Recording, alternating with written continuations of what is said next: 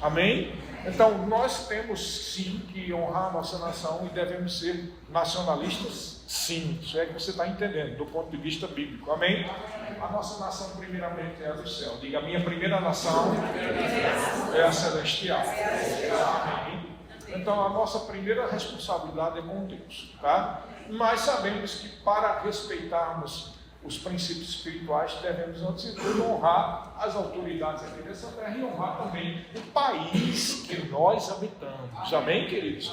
Por isso, nós devemos orar, sim, pela nossa nação. E como hoje é um dia 7 de setembro, nós temos a obrigação de orar pelo nosso país. Ainda, além do mais, eu gostaria que você orasse, continuasse orando pelo país. Eu trouxe a bandeira aqui para a gente orar especificamente com ela. Porque nós estamos numa situação muito delicada politicamente. Talvez você tenha percebido como está aí. Nós estamos correndo um risco seríssimo, tá? Essa situação desse julgamento aí de Bolsonaro e tal, pode trazer seríssimas consequências. Se ele for condenado, a coisa pode esquentar mais do que a gente imagina. Então, nós queremos o melhor para o nosso país, amém? Nós queremos paz, nós queremos tranquilidade, nós queremos que a bênção do Senhor se manifeste, que haja prosperidade e que haja provisão, amém, queridos? Sabemos também que tem um limite essas orações. Qual é o limite? O limite da decisão profética de Deus. Sabemos que Jesus está muito próximo de voltar, amém, queridos? Como sabemos também, quando Jesus voltar, haverá um arrebatamento, a igreja será retirada, então tem coisas que às vezes não melhoram, mas piora de vez, não porque a gente não está orando, mas é porque as pessoas têm livre-arbítrio, e se Jesus está para voltar e arrebatar a igreja, às vezes a gente pode até orar e nada acontecer, se for este o caso, amém? Se este for o caso, não se preocupe, porque nós seremos arrebatados e nos encontraremos. Mas no que estamos aqui, nós temos um compromisso. Amém? E o nosso compromisso é orar pelo nosso país. Amém, queridos? Então eu quero que você estenda a mão e concorde comigo. Está aqui a bandeira do nosso país. Ela de maneira nenhuma é mais simbólica do que a bandeira que nós temos no nosso coração, que é Cristo. Amém? Essa bandeira não representa uma nação mais importante do que a celestial. Mas a Bíblia também diz: no lugar onde você estiver, você deve orar pela paz de Deus. Amém. Então essa bandeira representa o país em que nós estamos, o nosso querido Brasil. Um país que é celeiro de missões, um país que é celeiro da palavra. Antigamente era os Estados Unidos, antes era a Europa, depois os Estados Unidos. Agora nós cremos que o Brasil está com a bola da vez para as missões mundiais. Então precisamos orar para que haja paz, amém, e prosperidade. Concorda comigo? Pai Celestial, hoje é um dia em que se comemora a independência do nosso país. Pai, nós declaramos sobre o nosso país a paz, declaramos sobre o nosso país justiça, nós declaramos sobre o nosso país que toda corrupção, que toda mentira, engano e injustiça caia por terra, em o nome santo de Jesus, porque aqui está o teu povo, aqui está uma igreja forte, uma grande igreja, e ela precisa de um ambiente saudável para prosperar, para que a tua palavra se cumpra da forma que tu desejasse. Senhor, nós declaramos, sabemos que esta é a tua vontade, e como igreja nós oramos, clamamos pelo nosso país, e declaramos paz, declaramos tranquilidade, declaramos prosperidade, declaramos que a tua bondade, a tua justiça, a tua verdade se cumpra sobre os políticos desse país, que toda mentira caia por terra, que toda falsa testemunha caia por terra, que seja estabelecida a justiça, a verdade, aquilo que realmente te agrada, e que a tua palavra tenha liberdade de ser pregada neste país, em nome de Jesus Cristo, o Filho do Deus vivo. Nós declaramos a bênção sobre o nosso país nesse dia de independência, em nome de Jesus. Aproveitamos para declarar que o teu Santo Espírito flua livremente sobre os brasileiros e haja uma verdadeira independência espiritual através da salvação do coração de cada um, em nome de Jesus. Amém, queridos? Amém. Palmas.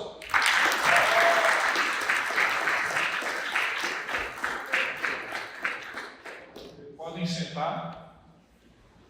Amém.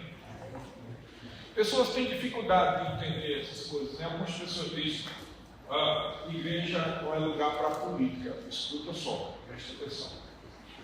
Isso não é verdade. Tá? O que não deve ter na igreja? Púlpito sendo usado para palavras de política. Isso não deve ter. Propaganda de política. Não deve ter. Amém? Envolvimento diretamente com a política do ponto de vista, em vez de pregar a palavra, está pregando política. Isso não deve ter. Isso é uma coisa. A outra coisa é que, como cidadãos brasileiros, nós votamos. E como cidadãos brasileiros, os cristãos eles devem ter responsabilidade. Amém? Porque quem bota as pessoas nos cargos políticos não é Deus, é você. Como assim? A Bíblia não diz que toda autoridade foi instituída. A posição de autoridade foi instituída por Deus, mas quem coloca lá é você com o seu voto. Amém? Logo, os cristãos devem ter uma consciência política, sim. A Bíblia está repleta de Gênesis e Apocalipse, de envolvimento político com os homens e mulheres de Deus. É tolice, eu acho até uma falta de percepção correta das coisas. A Bíblia ensina a ter envolvimento político, sim, mas não é brigar por política. É diferente, amém? Nós devemos ser agentes da paz, nós devemos ser agentes do Espírito Santo, nós devemos ser agentes da palavra de Deus, amém? Mas um cristão, ele deve ter uma fé objetiva, ele deve ter uma fé inteligente, amém? Porque da mesma maneira que é errado as pessoas brigarem por time de futebol, é igualzinho brigar por política, amém? Vocês estão entendendo? Tem gente que é crente, quando vai para um campo de futebol deixa de ser crente. Do mesmo jeito tem gente que é crente, quando vai defender o político dele, deixa de ser crente, né? Então tome cuidado com isso, porque isso é desequilíbrio, tá, pessoal? Mas você deve ter uma consciência política. Todo partido, todo sistema político, toda consciência política que vai dificultar a palavra, você não deve apoiar. Amém? Porque o nosso interesse, diga, o meu interesse é Cristo. Quem concorda com essa declaração? Agora diga também, o meu interesse é a vontade de Deus. Quer ver? Porque eu disser aqui, você vai concordar. Diga, o meu interesse é a palavra de Deus. Então, qualquer coisa que for contra Cristo, contra a vontade de Deus ou contra a palavra, você não deve apoiar. Concordou comigo? Amém? Então é só você ter essa consciência. Amém? Dadas essas introduções extremamente necessárias e reveladoras, vamos agora para a palavra. Amém? Glória a Deus, Deus é bom. Querido, eu quero que você olhe para o teu irmão, dá um sorriso bem grande para ele, tá? E diga, que bom que você está aqui. Tem alguém que olha ali para o André está lá atrás. Olha ali que o André está sozinho, vai. É isso, filho. Olha para ele, olha aí, André, para ele. Que bom, André, que você está aqui, viu, André? Eu disse André porque ele está sozinho ali no canto, ninguém olhou para ele. Eu quero que todo mundo olhe para todo mundo aqui, amém? Nós estamos aqui para algo religioso, é algo de Deus, é algo santo, é algo importante. Um culto é sempre um lugar que a gente não deve deixar de ir, porque o culto é um momento em que a unção de Deus. Tem gente que ainda não sabe o que é unção. Se você precisa saber o que é unção, vai lá para o Rema, que no Rema tem uma matéria só sobre isso, o nome da matéria é unção. Tá? Mas podemos dizer de uma forma assim, bem direta e resumida, que a unção é o Espírito Santo em operação. Bem, ou seja, a operação do Espírito Santo é a unção. E a operação do Espírito Santo é a graça de Deus em operação. Amém? Pronto. Bem resumido, bem direto. Então existe uma unção, ou seja, uma operação do Espírito Santo, ou seja, um fluir da graça de Deus, que só se manifesta quando a gente está todo mundo junto. Não tem jeito, você pode assistir um vídeo, você pode ficar em casa, ouvir, mas não é a mesma coisa. Porque aqui a gente está olho a olho. Tudo que eu faço, inclusive as expressões corporais, transmitem uma coisa. Tanto o bem, tanto o mal. Se eu estiver movido aqui pela carne, se a pessoa for bem sensível, a pessoa já sabe, o pastor não fluiu no espírito, então foi carnal.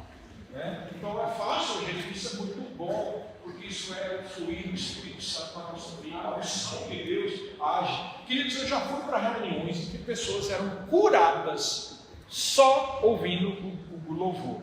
Eu já fui para reuniões em que as pessoas foram curadas só ouvindo a pregação que não tinha nada a ver com cura. Só para você ter ideia. Estava falando sobre a salvação, e aí a pessoa era curada. Porque há uma unção, um agir do Espírito Santo no nosso tempo.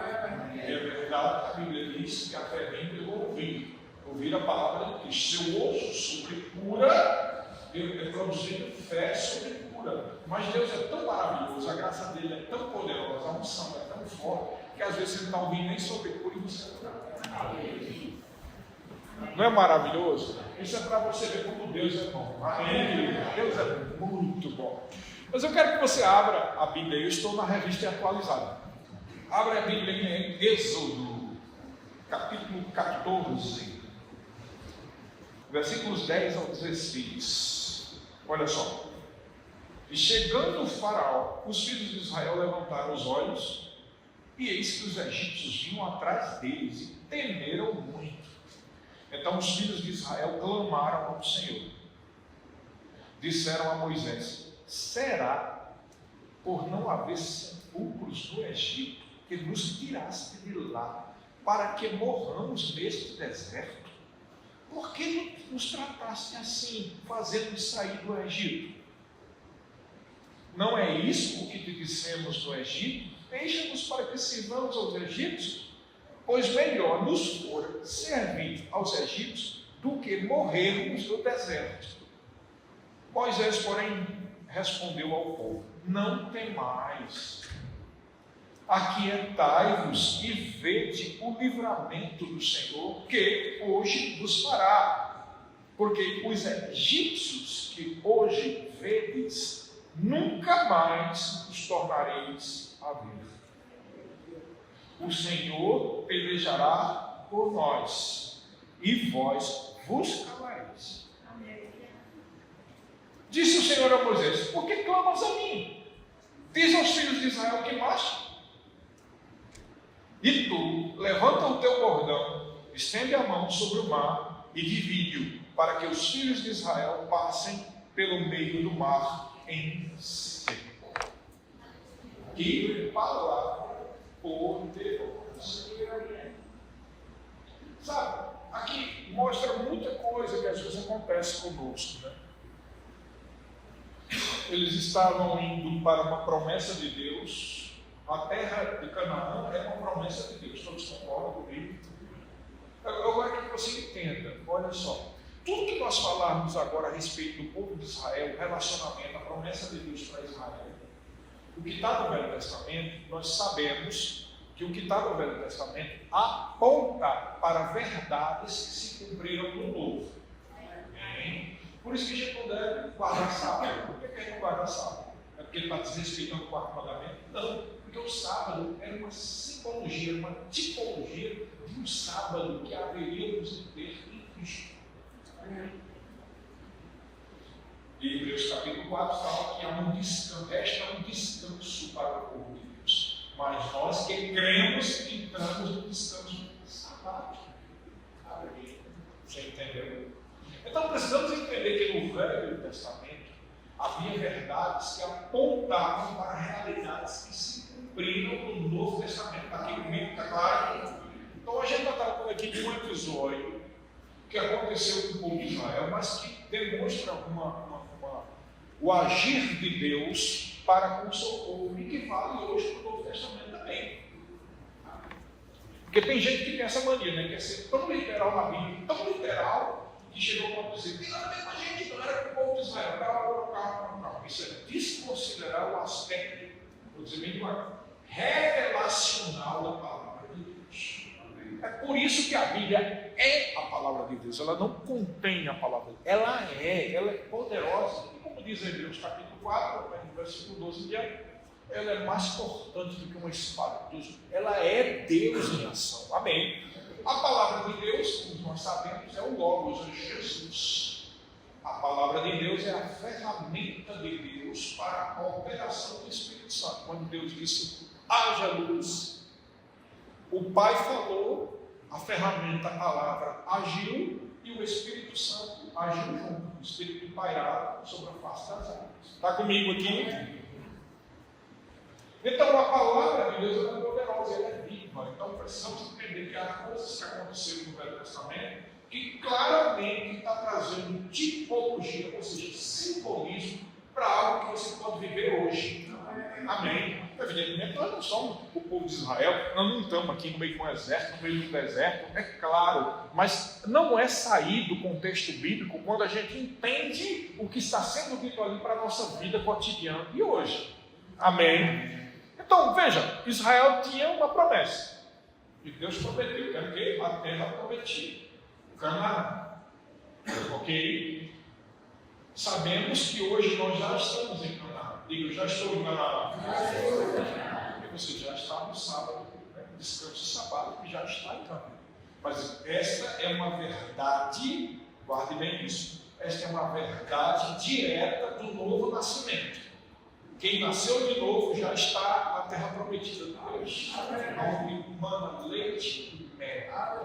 Amém. Porém, eu estou falando bem devagar hoje, para que você não perca nada na sua ministra, tá bom? Porém, queridos, tudo na palavra de Deus, olha só, tudo na palavra de Deus tem um significado direto, de um contexto direto, mas muitas vezes revela algo que funciona no que Deus prometeu. Está comigo?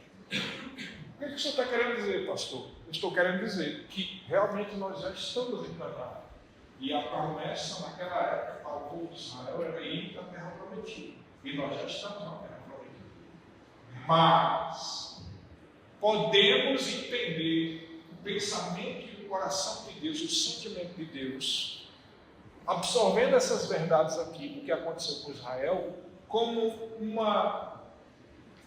um conceito espiritual que ocorre na nossa vida em qualquer promessa. Está comigo?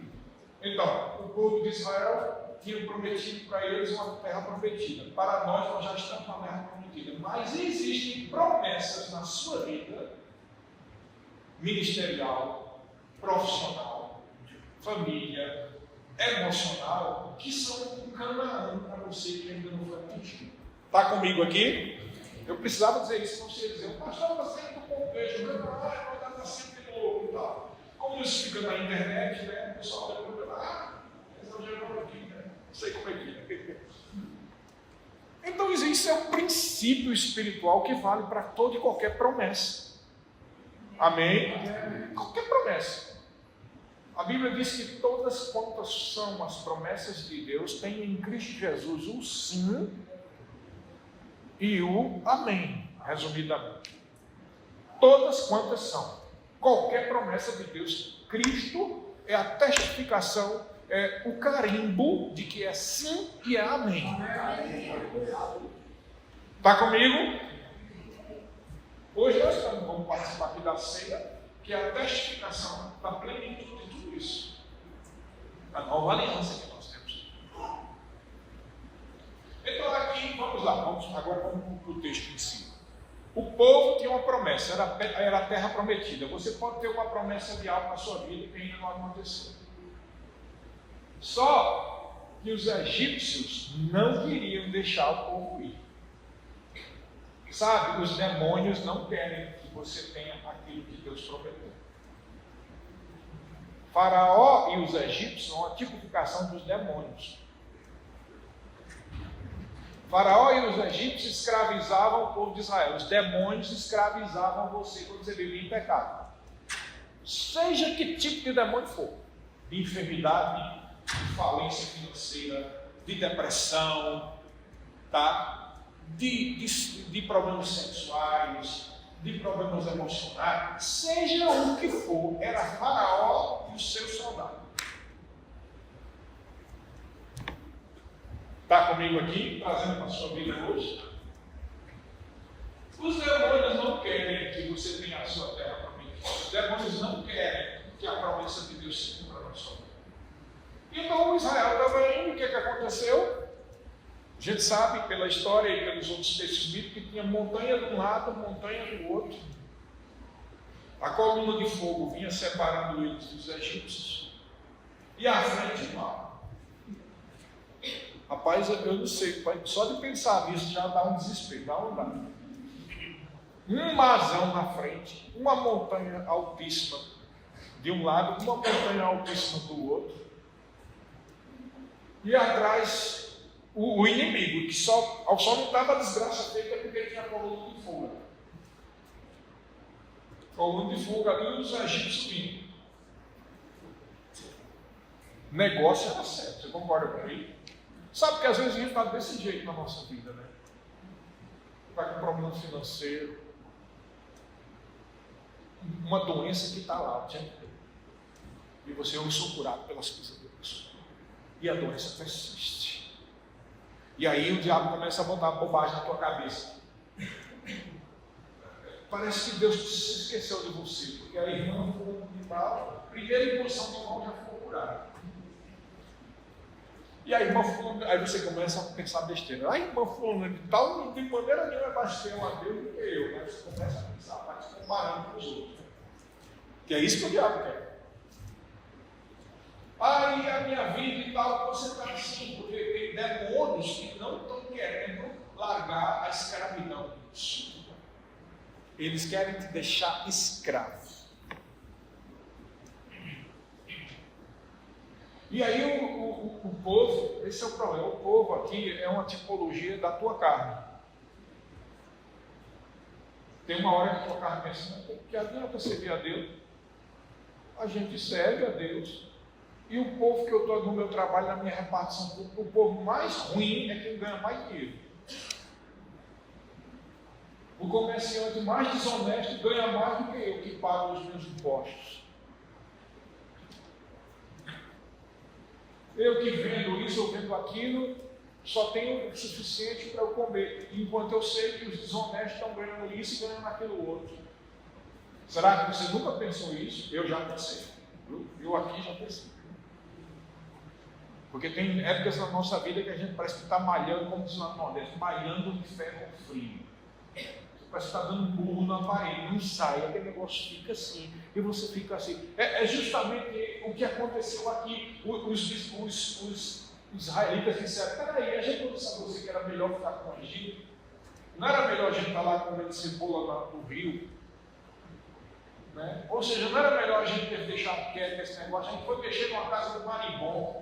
Agora esse monte de marimbondo bravo aí, estão vindo para ferroar a gente.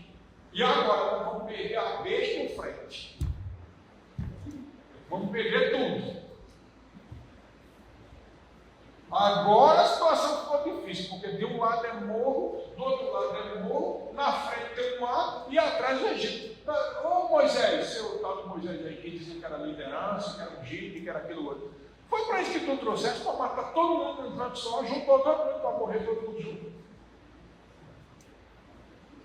Sabe que a alma da gente às vezes fica pensando isso. Peraí, para que eu não estou servindo a Deus? Porque eu pensava que quando eu servisse a Deus a coisa ia melhorar. Quer dizer que nunca ninguém pensou isso? Eu já pensei. Às vezes melhora e às vezes nem chove embora, ou seja, fica aquele negócio parado. É como se você tivesse com o povo de Israel mesmo, nem pode ir para frente porque tem um mar, nem pode ir para trás, nem para a direita, nem para a esquerda, você fica parado ali.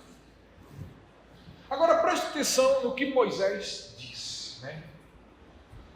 Moisés, versículo 13, preste atenção aqui. Moisés, porém, respondeu ao povo: não temais, aquietai-vos. Sabe que você às vezes precisa se aquietar? Aquieta a tua carne, aquieta a tua alma. Para de chorar. Você está pensando que quanto mais chorar, mais... Não é assim que Deus age pela fé. Não adianta ficar chorando, Deus não está vendo. Ele está vendo, mas Ele quer que você ande em fé.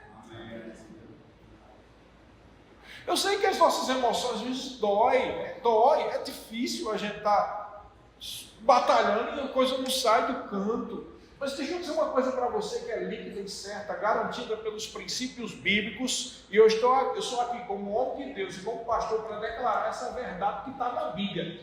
Deus está contigo. Você só precisa do Senhor.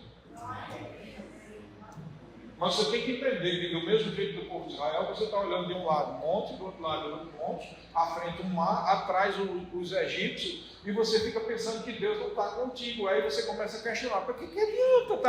Está se vindo até o coisa, não sai do canto, parece que piorou. Mas as coisas às vezes ficam desse jeito, não é porque Deus está provando você não, querido. É porque o diabo, que são os egípcios e o faraó, não quer largar o osso, ele quer prender você. E ele sabe que ele não pode entrar na sua vida se você não permitir. Deixa eu dizer uma coisa, o diabo não pode entrar na sua vida se você não permitir. Só que ele é bem esperto, sabe? E ele sabe que você pode dar a brecha mexendo com os seus sentimentos.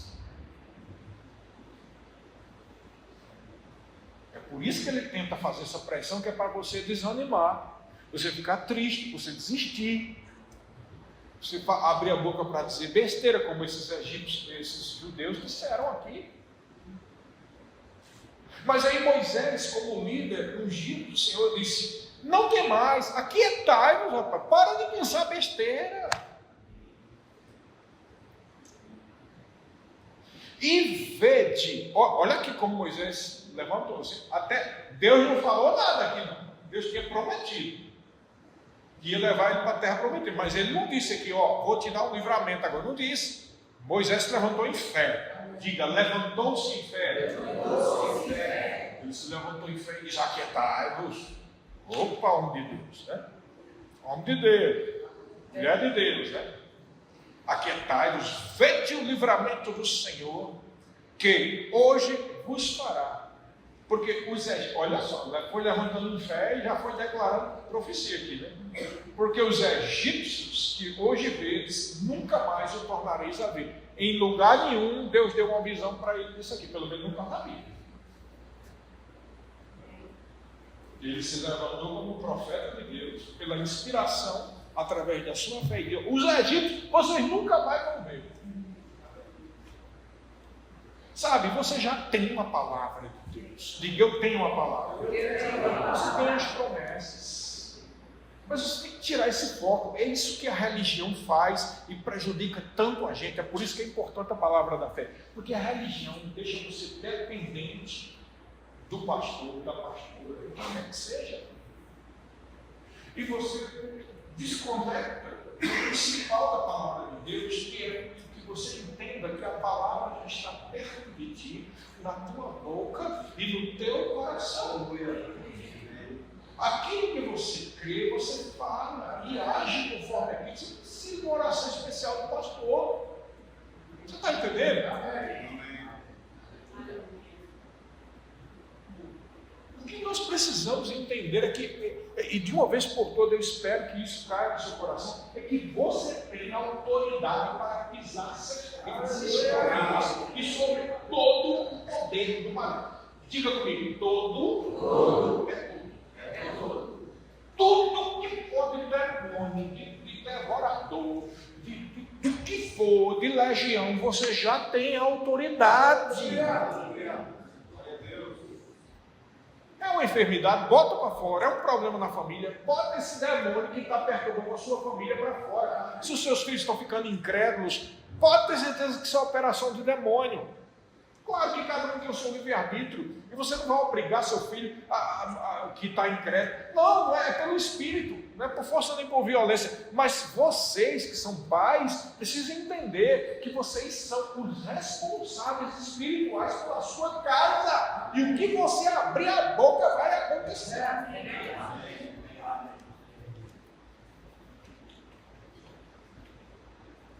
Sabe, o que está acontecendo faltando é homem e mulher que tenham o que é a perfeita varonilidade em Cristo.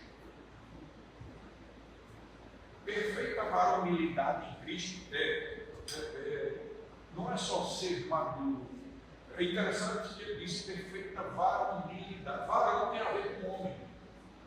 E eu quero que você entenda comigo. Aqui não é uma questão de gênero, é uma questão espiritual. Preste atenção. Deus instituiu o homem como cabeça da família. Amém? Claro que se uma família não tem homem, como morreu a mulher viúva, ela é responsável espiritual, amém? Mas aqui é um princípio espiritual.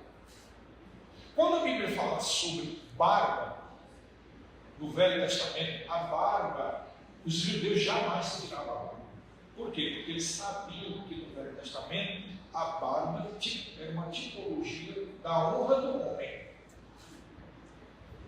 Tanto é que os outros exércitos invadiam Israel, nem o que eles faziam, deixar eles nus, rapar a barba e cortar o cabelo. Deixar pelado. Então ficar careca e sem barba. Então eu quero que você entenda que a questão aqui não é tamanho de cabelo, se tem barba, se não tem. É a simbologia, o princípio bíblico. Está comigo?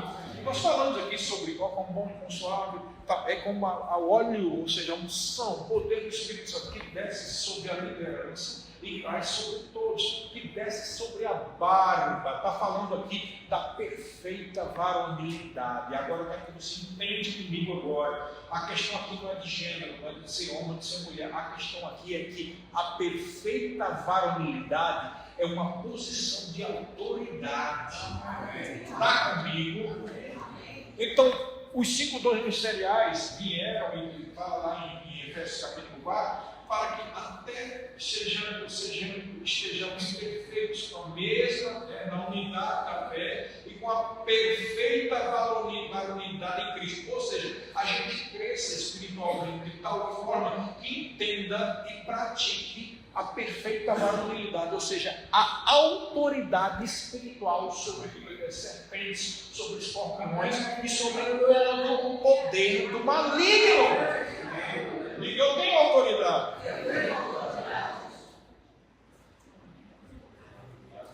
O medo, acabou o tempo de medo, bota o medo para fora. Bota esses demônios para fugir em nome de Jesus. Eles não podem fazer nada contra a tua vida. Se você é um filho, é uma filha de Deus, assuma essa perfeita varonilidade. Assuma a sua posição de autoridade. A unção está sobre a sua vida. Amém? Foi por isso que Moisés se levantou com essa intrepidez. Esses egípcios, vocês não vão ver mais não. Né? O Senhor, versículo 14. O Senhor, olha que atrevimento.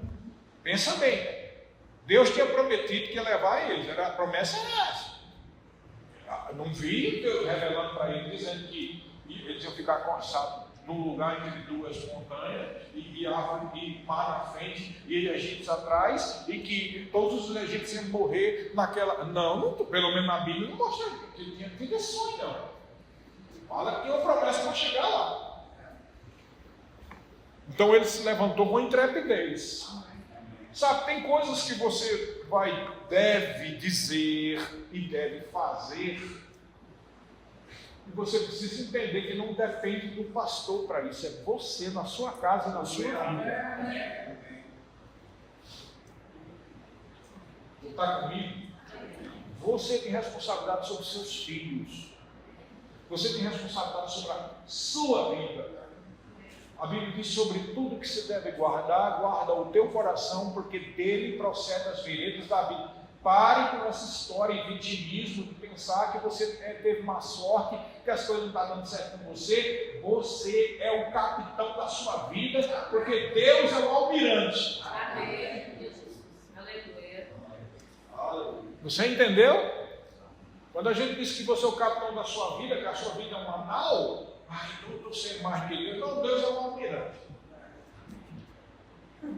Ele pega todos os navios e vão todo mundo para cá, todo mundo lá.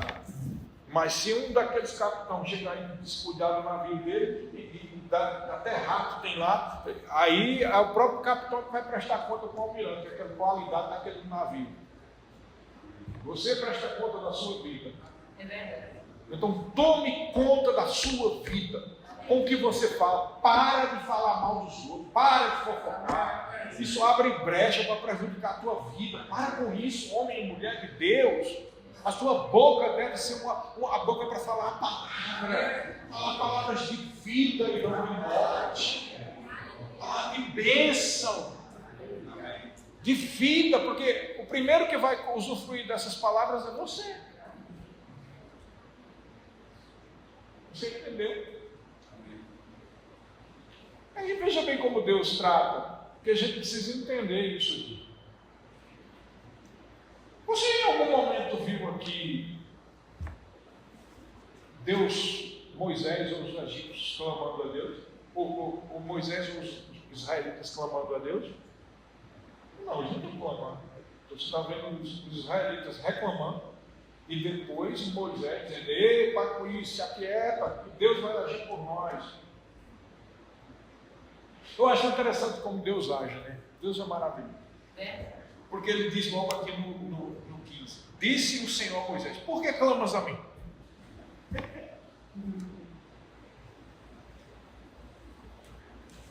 Você perceber aqui, não é que Moisés estava clamando, nem os israelitas estavam clamando. O que Deus quis chamar a razão de Moisés foi: rapaz, tu já tem a palavra, tu já tem a promessa, tu está cheio de unção aí, ao tal ponto que tu profetizasse, dissesse que eu pelejaria por ti. Já que tu tão usado e vai ser assim mesmo, porque eu estou contigo, tu és o meu amigo, eu te levantei como cabeça, e claro que eu vou fazer uma paráfrase aqui, tá? Como cabeça de Israel, para com isso, para de clamar, vai, age aí, diga ao povo que marche. Eu não sei se você entendeu. Deus está dizendo para você: mas pare de desmudar, pare de pensar, por quê? Pare com isso, você já tem a palavra, você já tem a unção, você já tem a graça. Clama a Deus, faz, abra a boca. Glória a Deus. Aleluia. Você entendeu? Abre a boca, crente. Amém. É por isso que a gente fez no começo. Olha para o irmão dar um sorriso e diz: que bom que tu está aqui. Você pensa: que coisa mais agradável, né? Acho que ele está se ensinando. Não, você não percebe essas coisas que faz a diferença e cria um clima não só emocional, mas espiritual.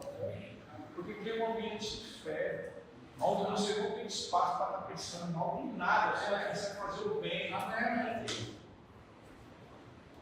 Eu me lembro que as meninas eram pequenas, né?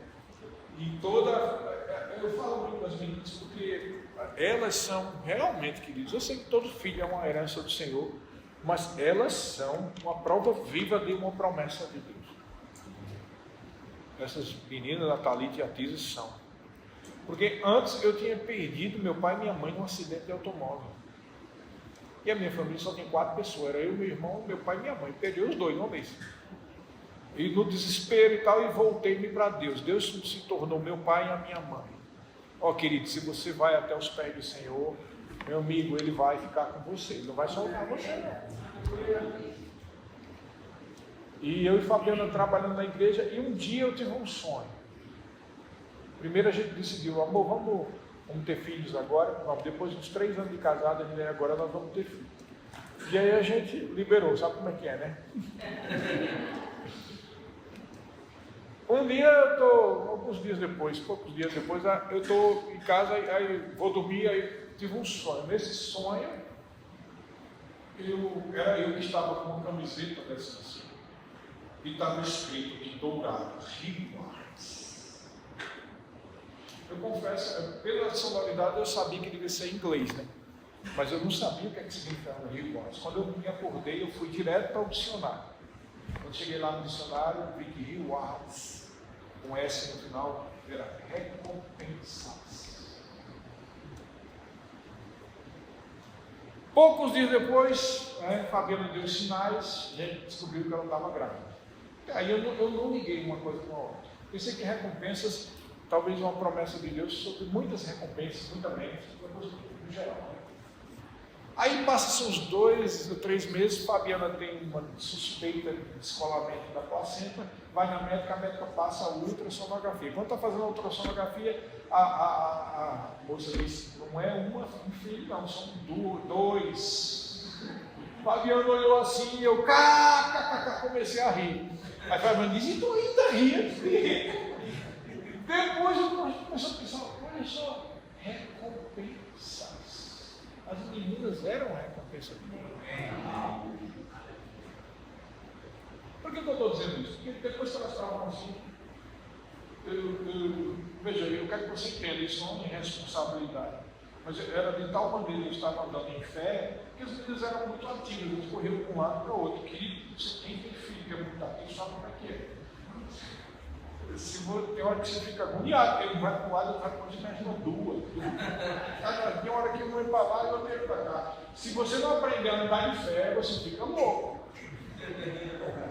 Eu às vezes conversava com a pessoa assim, olha aqui, aí eu ficava assim, conversando com a pessoa, eu vi uma passando, eu estou passando. E a gente estava numa confraternização da igreja de Campina Grande e a gente foi para um lugar lá que tinha uma espécie de clube. E nesse clube tem uma rampa alta, assim, sabe? Do lugar onde tem a quadra de esportes até o lugar que está em cima, é como se fosse um viaduto. Tem uma rampa assim, lá embaixo é uma altura grande, né? E aí alguém chega, eu estou lá, estava conversando com o pastor Buddy, com mais uns dois irmãos lá, e a gente conversando na beira da piscina assim, blá, blá, blá. Aí alguém chegou e disse, Sérgio, toma cuidado, tuas meninas estão correndo lá naquela rampa lá.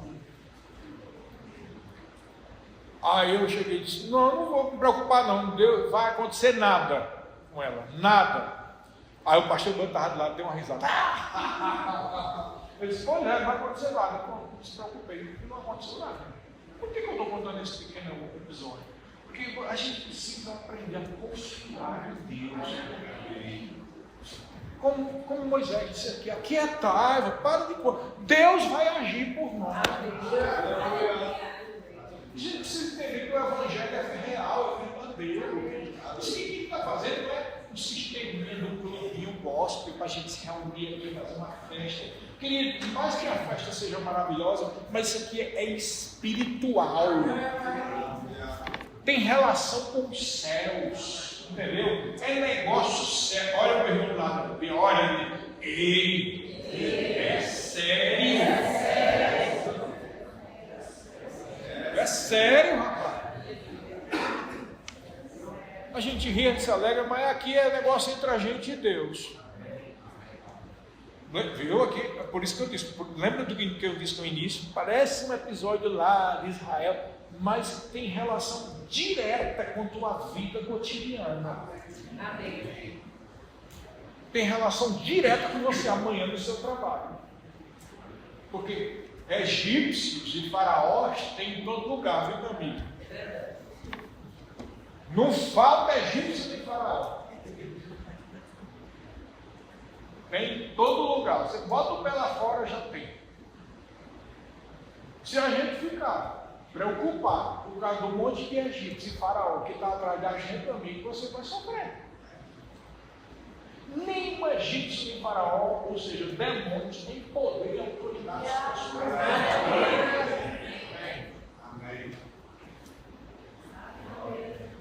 Lá em 1 João capítulo 5, versículo 18. Põe aí, Céu 18. Põe aí, Vitor. 1 João 5, 18. Sabemos que todo aquele que é nascido de Deus, quem é nascido de Deus? Não vive em pecado. Muito importante isso, tá? Antes, aquele que nasceu de Deus, aqui está junto, mas o sentido é Deus o guarda. Diga, Deus me guarda. Deus me guarda. E o que é que acontece? Do maligno não me toca. Eu sei como é que é a carne, eu sei como é que é a carne, é muito lindo aí, né? Muito bonito. Mas quantas vezes o maligno tocou a vida dos crentes? Né? Quantos crentes já ficaram doentes? Quantos crentes já tiveram problema? Quantos crentes já faliram? Querido, preste atenção. Aquele que é nascido de Deus não vive em pecado. Antes, aquele que nasceu de Deus guarda e o maligno não tem toca. Eu não estou dizendo que todo problema é falta de fé ou porque você está vivendo em pecado. Mas eu posso te garantir que o maligno não pode matar você, não pode massacrar você, não pode destruir você no desse caminho, vai matar, roubar e destruir. Se você andar em fé, ele vai ter que fugir. Porque está escrito também: resistir ao diabo e ele fugirá de vós. Tu está vendo que é tudo uma questão de fé, pessoal? E outra coisa, viu? Você não dá conta da vida dos outros, porque livre-arbítrio está aí. Cada um dá conta da sua própria vida. Está comigo? Aí a esposa e o esposo, que está aqui no culto, se o teu esposo vive uma vida errada, você, por mais que ore por ela ou por ele vai sofrer ou ela vai sofrer as consequências da sua vida. Está entendendo? Porque cada um vai sofrer a sua própria consequência, porque a alma que pecar, esta morrerá. E quando a gente fala de morte, não necessariamente tem que morrer no caixão, mas a morte é uma área. Mas se a gente não vive na prática do pecado, Deus nos guarda, e o maligno não nos guarda. Ele não tem controle. Se tocar, você diga: eu sou bobo, eu nasci de novo, eu participo da ceia, eu sou filho de Deus, eu tenho uma aliança com Deus, você não pode me tocar. Faraó e seus soldados vão tudo morrer lá no mar Mediterrâneo. Porque você se lembra da história? O vento soprou a noite toda, o mar se abriu, eles foram. Depois que chegar do outro lado, os egípcios, vamos passar também. Ou seja, o demônio pensa que pode usufruir dos benefícios que somente o novo nascido tem. É interessante que o mar, ele é, como era o nome do mar? Claramente uma simbologia do sangue de Cristo. Nós passamos pelo novo nascimento, pelo sangue de Cristo. E o sangue de Cristo que nos livrou, ele também vem o quê? Traz juízo sobre os demônios.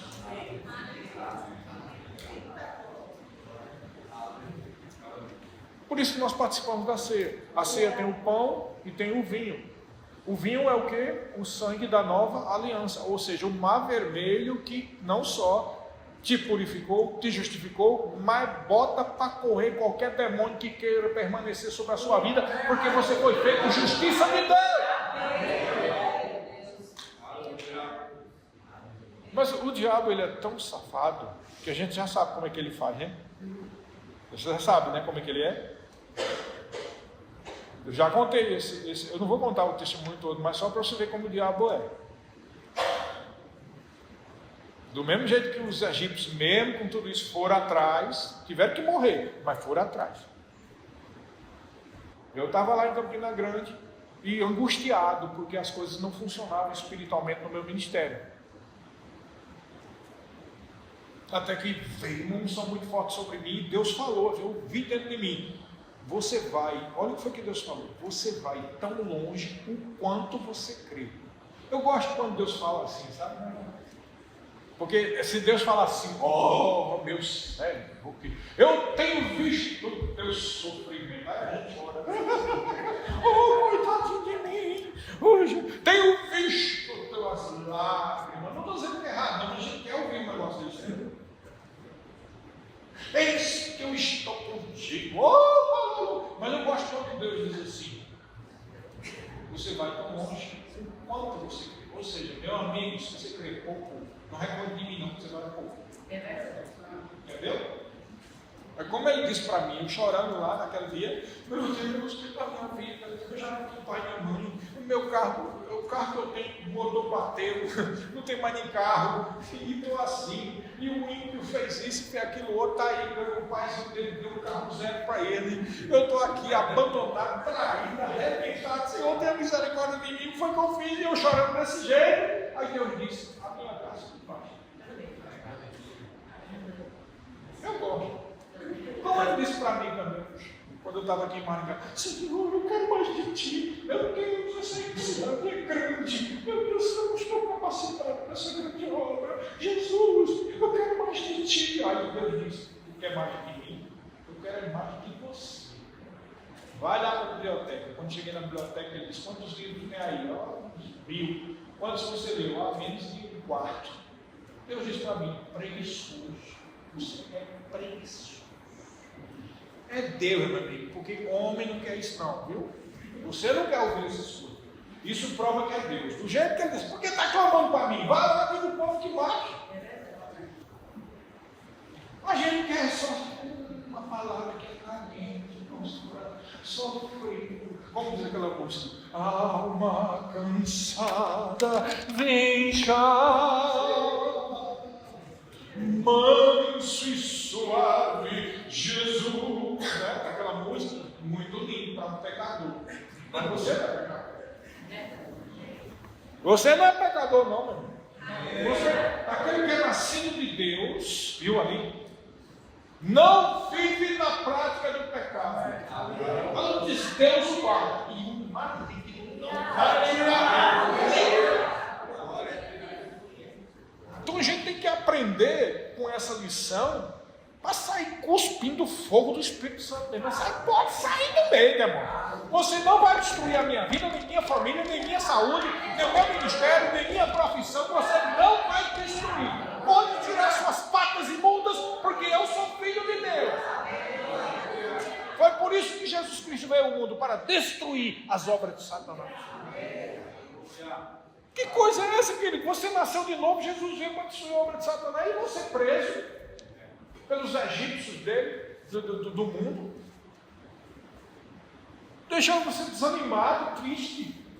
Não sei da minha vida. Você deveria saber, sua vida, Deus deu a própria vida para que você tenha a vida de Deus em você. Você entendeu? Paulo disse lá em Romanos capítulo 10, a partir do versículo 8: esta é a palavra da fé que pregamos. Se com a tua boca confessares Jesus como Senhor e creres que Deus o ressuscitou dentre os mortos, será salvo. Porque com o coração se crê para a justiça e com a boca se confessa a respeito da salvação. Lembra do que eu disse no começo?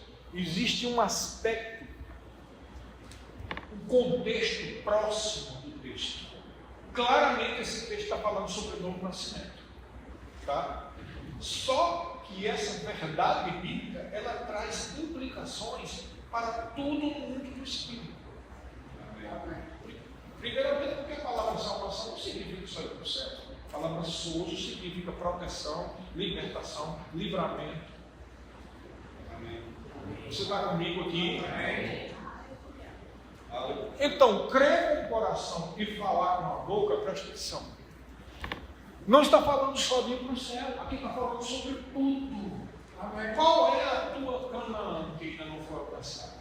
Creia com o coração na promessa e fale relações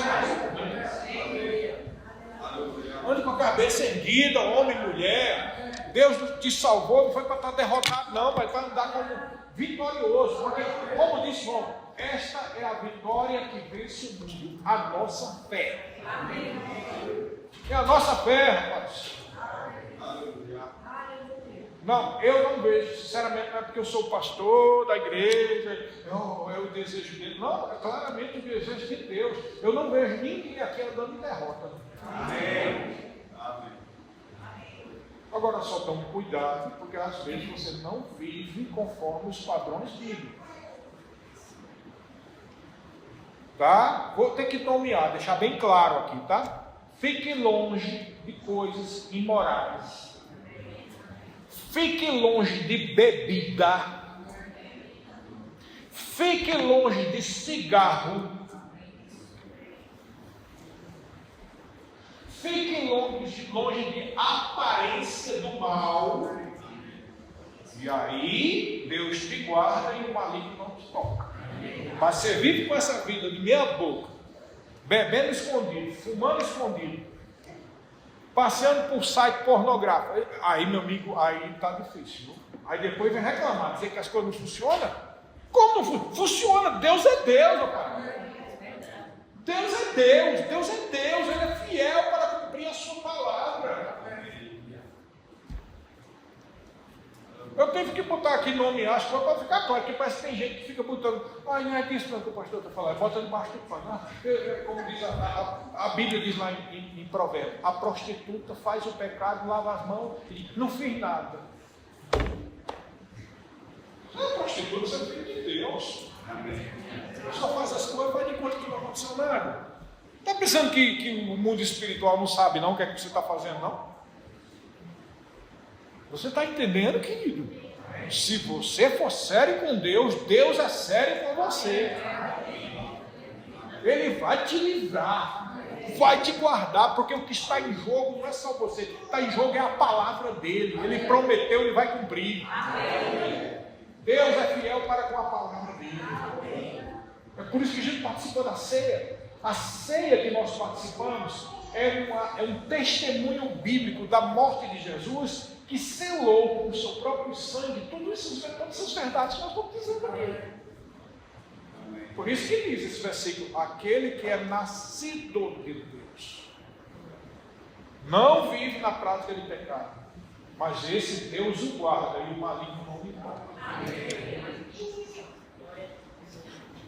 Pastor, mas eu estava em tal lugar e eu tenho certeza que eu estava certinho, eu amando a Deus e buscando. E olha o que aconteceu, querido. Eu não sei o porquê aconteceu, porque um demônio pode vir, mas a promessa também diz: por 7 caminhos ele vai fugir.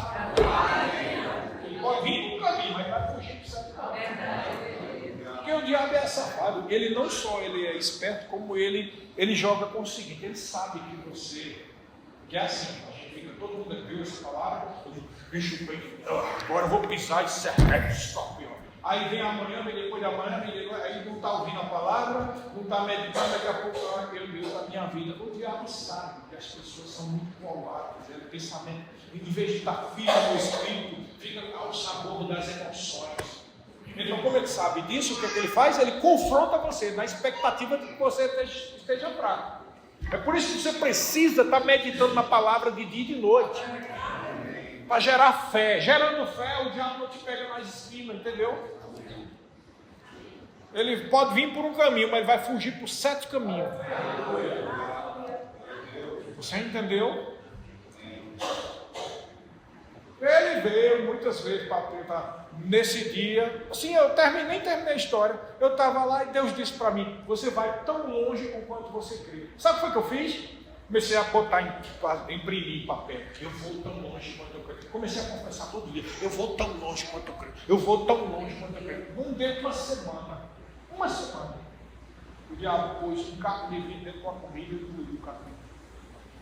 Isso não vai acontecer com você não, tá? Mas eu estou dizendo isso para você entender que o diabo sempre tenta, na expectativa de que você fraqueje ou você tenha medo. Talvez ele tenha tentado isso comigo, porque ele sabia que você podia ser pastor. Mas quando o diabo vem fazer o mal, Deus redunda em bênção. Porque o que ele tentou fazer lá, hoje é instituto de fé. Então ele tentou me acabar, o que ele fez? Ele fez foi me dar limite da fé para falar para todo mundo. Glória a Deus. Você está entendendo? Mas Deus não tinha dito para mim que eu ia tão longe quanto eu creio. Quer dizer, eu já estava aqui no atual cuidado. Abra a boca, porque você vai tão longe quanto você crê. Se você não crê, eu já mato você. Comigo foi assim. Então o que aconteceu? Eu criei. No dia que eu engoli o caco de vidro, eu fui lá para o banheiro lá daquele lugar, esperei que todo mundo saísse, e eu gritei, Satanás, você é atrevido. Esse é o ódio que é de Deus, sabe? É o zelo pelo Senhor. Você não tem vergonha não, né, seu safado? Tentando me matar, saia do meu esôfago, saia do meu intestino, do meu estômago, porque a Bíblia diz que aqueles que creem, se beberem alguma coisa mortífera, não lhes causará nenhum dano. Eu creio no que a Bíblia diz, então tanto faz beber como comer, ou botar na boca, ou passar no cabelo, ou o que for. Você não tem autoridade de me matar. Eu viverei e contarei os feitos do Senhor. Querido, isso se chama fé. É o dom da fé especial. E a gente vê um bálsamo. Eu pensei assim, sabe da coisa? Eu nem terminei meu trato e já vi esse cara. Eu vou comer o resto. Voltei lá. E Deus gosta dele. É igual como Elias fez, né? Cadê o Deus de você? Ele está aí preocupado aí, né? Esse Baal aí está procurando não sei o quê. Eu voltei lá, eu vou comer tudo, porque agora ou chego para a palavra ou no segundo. Deus é Deus, a palavra prometeu, eu não vou morrer aqui. Um carro de vida. É nessa hora que eu vou na decisão para entender. Mas eu vou lá comigo. Toda graça que eu dava, um negócio que dá uma vontade. Ninguém precisa de carro de vida. Comi, porque o mal podia ter um copo de veneno, ele tomar uma garrafa inteira de veneno. Comi. Fui para casa, cheguei em casa, o normal é o cara ficar desesperado, ir para onde? Para a UPA, para dizer aonde, para o médico acudir, né? Eu disse, dentro de mim, eu disse, Senhor, eu creio na tua palavra. Eu não disse para ele, mas dentro de mim vinha um pensamento assim: se eu morrer, eu vou chegar diante do Senhor e vou perguntar por que a promessa dele não se cumpriu. Ele vai ter que me dizer, vai, porque eu não estou procurando nem homem, nem nada, eu estou confiando só nele. Como é que eu vou morrer aqui? Se eu morrer, então não existe promessa da palavra. Tem que ser assim, irmão. Como viu o que Moisés disse? Esses egípcios aí vocês não vão ver mais não. Na frente de uma multidão, querido. Você não parou para pensar que se ele errasse ali, ele ia ser apedrejado como mentiroso. Tem que ter coragem. Está entendendo, querido? Eu me lembrei. A Bíblia diz: em paz me deito e logo pego no sono. Botei o travesseiro, dormi. No outro dia não senti nada, glória a Deus. Aí, era dia de Natal, eu fui comprar os presentes para as meninas, com as duas meninas pequenas. A gente andando no centro da cidade de Campina Grande. Aí não deu tempo da gente fazer almoço, né? A gente passou por um lugar, pegou uma marmita, pegamos uma refrigerante. Quando chegou em casa, lá, esqueci que eu fui no banheiro, em determinado lugar, no centro da cidade, e saiu sangue. Tá? Ninguém ficar pensando que eu estava com impressão ou era espinha de peixe, tá? Saiu sangue. Se saiu sangue, então era carne de vidro mesmo. Eu disse, eu não vou morrer, vou contar os feitos do Senhor. Cheguei lá para o almoço. Primeira coisa que eu fiz foi tomar o refrigerante. Quando eu botei o refrigerante na boca aqui, botei de volta na mesa, assim, vi um negócio brilhando. Olhei assim, peguei a colher. Quando eu vi tal o tamanho do caco de vidro, Deus fez sair de dentro de mim enquanto eu estava bebendo. Ele fez puxar para ver que é Ele mesmo. Estou eu aqui em pé. Você vai tão longe quanto você crê. Aquele que é nascido de Deus não vive na prática do pecado. Deus o guarda e o maligno não lhe toca. Pastor, não, o maligno não tocou, mas foi por um caminho, correu por certo caminho. Porque ele veio por um caminho para matar, agora em todo lugar que eu dou testemunho, ele prova de fé. Certo caminho que ele está correndo.